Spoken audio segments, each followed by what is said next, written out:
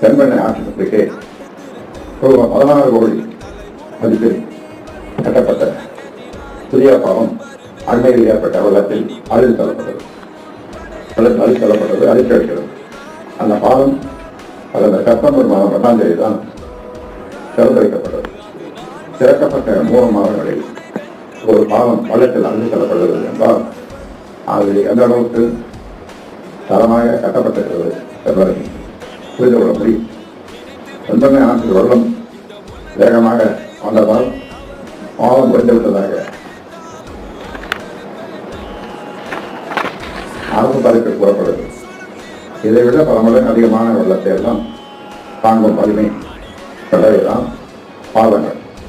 அதனால் வெள்ளத்தின் சீற்றத்தால் பாலம் அழித்து தள்ளப்பட்டு விட்டது என்பதை ஏற்க முடியாது.